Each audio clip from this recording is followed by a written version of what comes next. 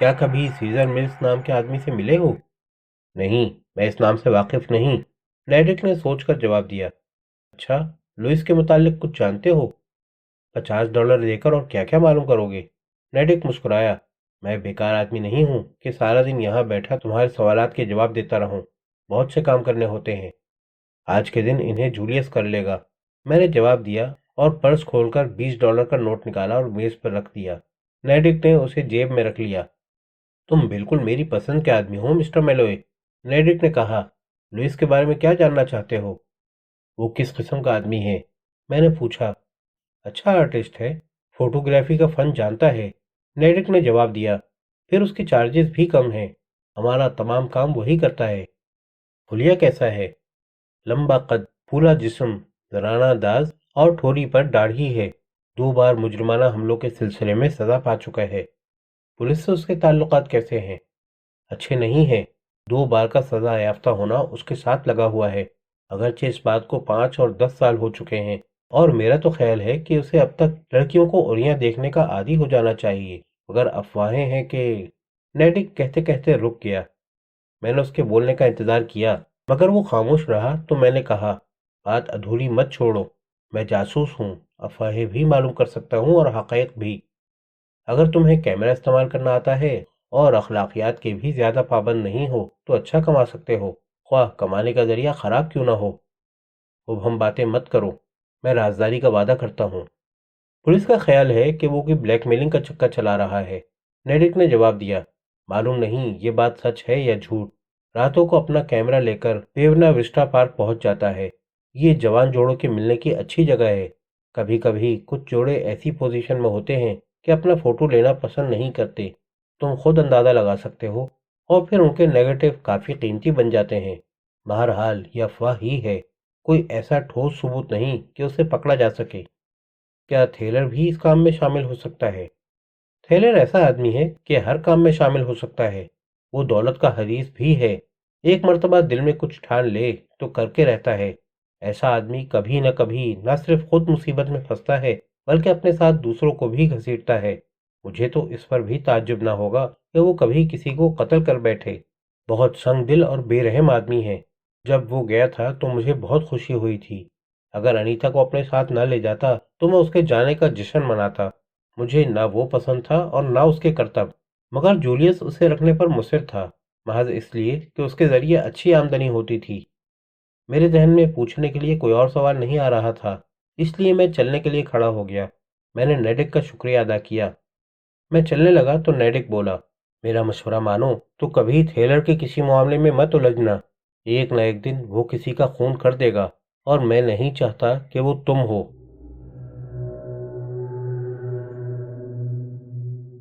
Brazil سے میں سیدھا ہوٹل واپس گیا۔ ویٹر سے کہا کہ وہ کچھ سینڈوچز اور 4 بوتل بیئر میرے کمرے میں بھجوا دے۔ کمرے میں آئے 5 منٹ نہیں ہوئے تھے کہ کرمان بھی آ گیا، اور اس کے پیچھے پیچھے کارٹر بھی۔ اس نے پھر سنہرے بالوں والی لڑکی کا ذکر کیا، مگر میں نے اسے $1 دے کر بھگا دیا۔ میں نے کرمان کو سب کچھ بتا دیا، سوائے اس لڑکی کے جو قلبازیاں کھا رہی تھی۔ میرا خیال تھا کہ اگر اس بارے میں کچھ کہا تو وہ سنجیدگی سے باتیں کرنے کے بجائے برازیل بھاگا چلا جائے گا۔ یہ تمام حقائق ایک معمے کی کڑیاں ہیں، میں نے آخر میں کہا۔ ضرورت انہیں ترتیب سے فٹ کرنے کی ہے۔ مجھے اندازہ نہیں تھا کہ گیل کا بھی ان واقعات سے کوئی تعلق ہے۔ تمہارے خیال میں وہ تھیٹر کے ساتھ کام کر رہی ہے؟ کرمان نے پوچھا۔ ہو سکتا ہے، اور یہ بھی ممکن ہے کہ اس کا آرٹ سٹی آنا محض اتفاق ہو۔ یہ بات ہمیں معلوم کرنی ہے۔ سب سے اہم انکشاف یہ ہے کہ جب انیتا نے کلف سے شادی کی تو وہ پہلے سے شادی شدہ تھی۔ اگر اس نے کلف سے چھپ کر شادی کی ہے، یعنی تھیلر کو اس بارے میں معلوم نہیں تھا اور اسے بعد میں پتا چلا، تب ہمیں بلیک میلر کی تلاش میں دور نہیں جانا پڑے گا۔ دوسری دلچسپ بات یہ ہے کہ تھیلر .45 کے ریوالور سے نشانہ لگانے میں ماہر ہے۔ ہو سکتا ہے کہ یہ تمام قتل اسی نے کیے ہوں۔ تو تمہارے خیال میں بینی کو تھیلر نے ہی قتل کیا ہے؟ کرمان نے پوچھا۔ تھیلر نے یا لوئس نے؟ میں نے جواب دیا، یا پھر دونوں نے مل کر۔ اور ملز، کیا اب وہ شبہے سے باہر ہو گیا؟ معلوم نہیں، میرا اندازہ ہے کہ اس کے اور نتالی کے درمیان کچھ چکر چل رہا ہے، مگر یہ کہ اس کا کوئی تعلق ان وارداتوں سے ہے یا نہیں، یہ میں نہیں جانتا۔ اس کا مطلب ہے کہ تم کچھ زیادہ نہیں جانتے۔ درست ہے، مگر اتنا ضرور جانتا ہوں کہ لوئس سے سوال و جواب کر سکوں، اور اب ہم یہی کرنے جا رہے ہیں، میں نے جواب دیا۔ میں نے اپنا سوٹ کیس کھول کر بڑا رائٹنگ پیڈ نکالا اور اس پر جلی حروف سے لکھا، دکان آج کے لیے بند ہے، اور پھر سینڈوچز کھا کر اور بیئر پی کر ہم دونوں ہوٹل سے باہر نکل آئے۔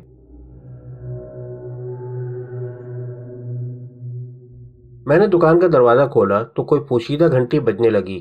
ایک چھوٹے سے کاؤنٹر نے بیرونی حصے کو اندرونی حصے سے الگ کر رکھا تھا۔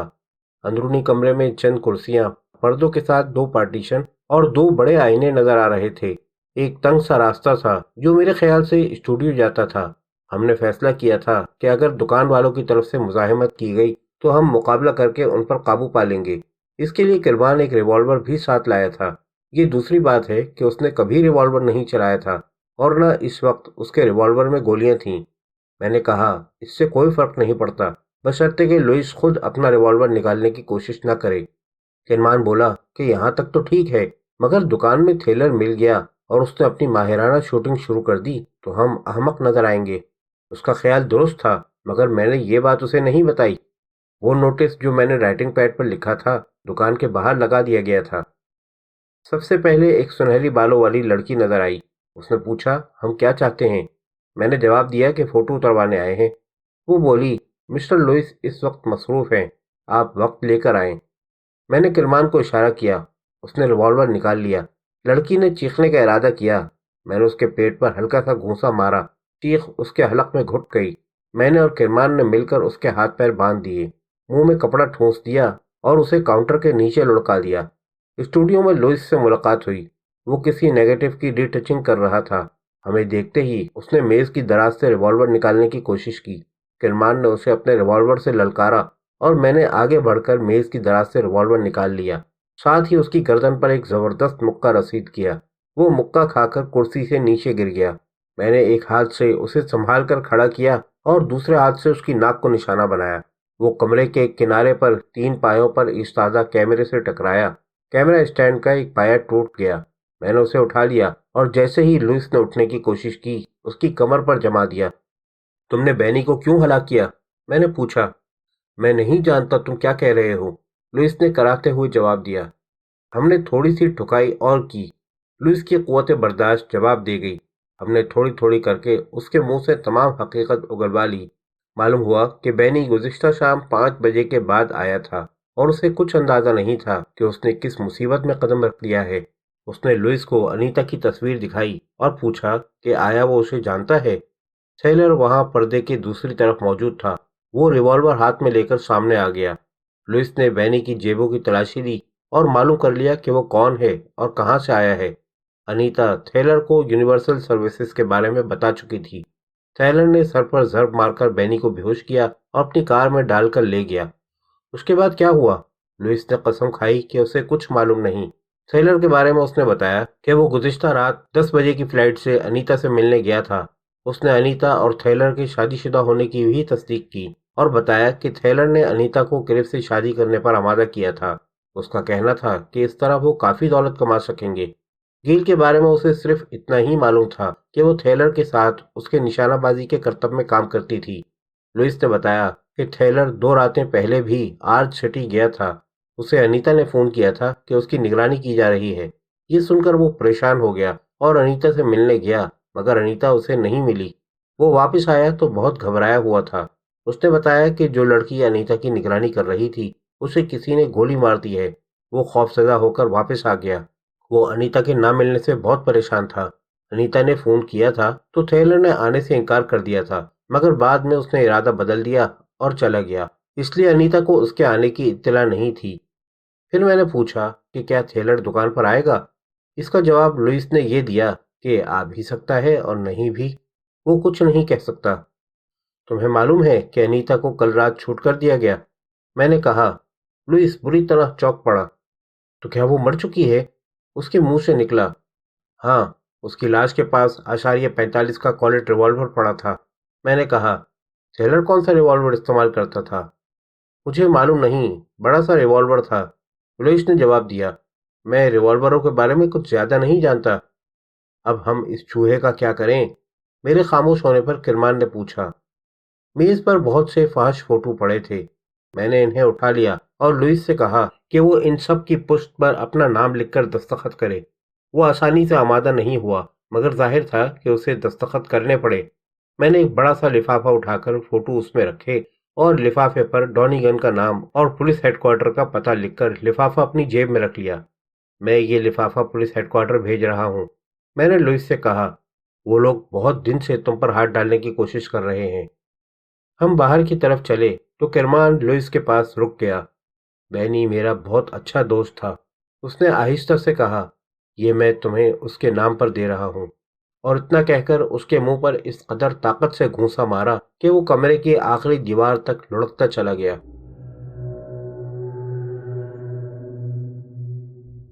میں شام کو آرٹ سٹی واپس پہنچا اور سیدھا اپنے آفس گیا۔ پولا اخبار پڑھ رہی تھی۔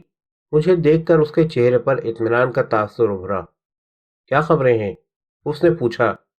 حقائق سامنے آ رہے ہیں، مگر اب بھی کئی باتیں نامعلوم ہیں، میں نے جواب دیا۔ مجھے معلوم ہو چکا ہے کہ بینی کو کس نے قتل کیا تھا۔ ایک آدمی جس کا نام تھیلر ہے، وہ یا تو یہاں آرٹ سٹی میں ہے یا سان فرانسسکو واپس چلا گیا ہے۔ میں کرمان کو اس کا پتہ لگانے کے لیے چھوڑ آیا ہوں۔ تھیلر؟ پولا نے الماری سے وسکی کی بوتل نکالتے ہوئے دہرایا۔ یہ کون ہے اور اس کا اس کیس سے کیا تعلق ہے؟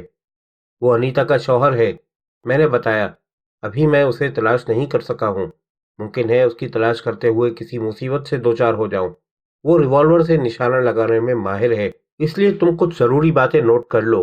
اگر میں کسی ایسی پریشانی میں پڑ جاؤں جسے خود نہ سنبھال سکوں تو یہ معلومات میفلن کے کام آئیں گی، لیکن جب تک کوئی غیر معمولی صورتحال نہ ہو اسے کچھ مت بتانا۔ پولا کی آنکھیں حیرت سے پھیل گئیں اور ان سے خوف ظاہر ہونے لگا۔